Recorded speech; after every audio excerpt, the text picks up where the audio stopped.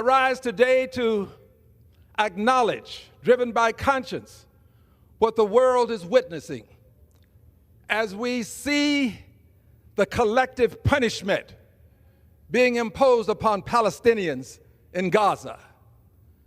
I rise to say that this level of punishment is something that is intolerable and has to be addressed. I rise to say that not only is there collective punishment, there is ethnic cleansing taking place in Gaza. I rise to say that at some point, we in this Congress have to take a stand against the injustice being perpetrated against innocent Palestinian men, women, and especially children. This level of injustice is something that this country has always stood against, but we find ourselves today standing with Mr. Netanyahu and the government that is bringing shame to the country of Israel. Israel should never do what it despises. I believe that the country of Israel would despise this level of punishment, this level of injustice being perpetrated upon another country. Yet we find today that Mr. Netanyahu, under his leadership, Israel is gaining a reputation as a pariah country.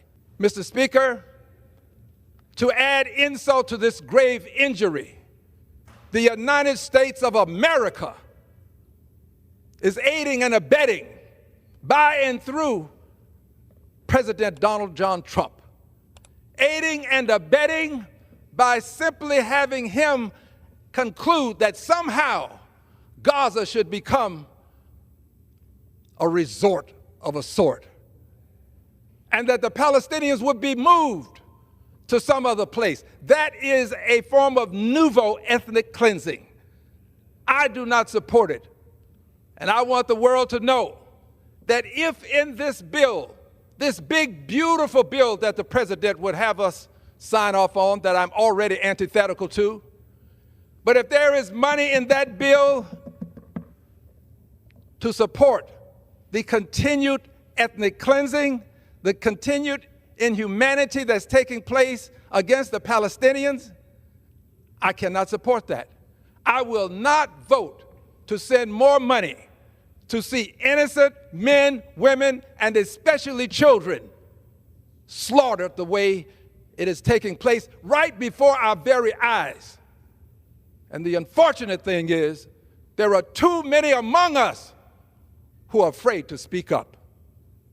Well, I refuse to be among those who at this time of challenging controversy, who will sit and cower. I'm going to take a stand, not because it benefits me personally, but because conscience says we cannot allow these injustices to go unpunished. Driven by conscience to say that I won't be supporting sending any additional dollars to Israel, having already sent and voted for more than $50 billion. Nobody can accuse me of not being a supporter of Israel. I've supported it. But I can't support the Netanyahu administration and what it's doing to the country of Israel, and I can't support what's happening in my country as our president would embrace this ethnic cleansing. This is the hour of decision. This is a time for every person of goodwill to make a decision. I stand for peace in Palestine and a two-state solution.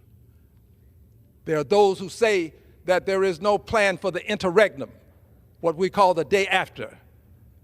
Mr. Netanyahu does have a plan. It is to take all of Palestine. It is to take all of Gaza. It is to take the West Bank. He has a plan. Don't assume that because he's going in without our permission that he doesn't have a plan. He does. My plan is to vote against any additional funds to the state of Israel. I yield back the balance of my time.